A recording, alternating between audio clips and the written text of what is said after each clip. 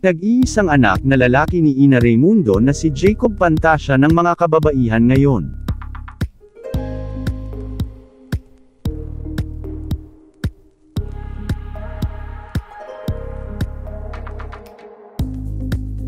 Baby no more. Kaysa isang anak na lalaki ni Ina Raymundo na si Jacob Portunac bagong Pantasya ng mga kababaihan ngayon.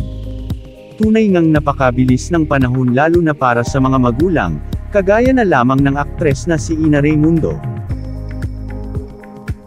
Ibinahagi kasi ni Ina Raymundo ang mga latest picture nila ng kanyang anak na si Jacob Portunac.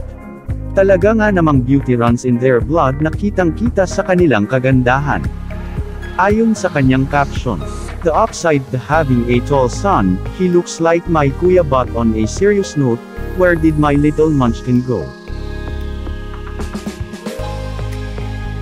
Hindi nga katanggi-tanggi na namanan ng mga anak ni Ina Raymundo ang ganda ng kanilang nanay dahil nga lahat sila ay mga artistahin ang mga mukha kagaya ng kanilang mommy. Kaya nga agaw pansin ang mga ito sa social media. Una nang nag-viral ang mga larawan ng dalagang anak ni Ina na si Erica Ray. Ngayon naman ay ang kanyang kapatid na lalaki na si Jacob.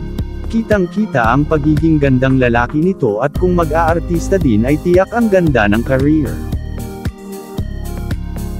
Ayon pa nga sa mga netizens ay pang Hollywood ang taglay na kagwapuhan ni Jacob at pang-living man ang nababagay na role dito kung sakali.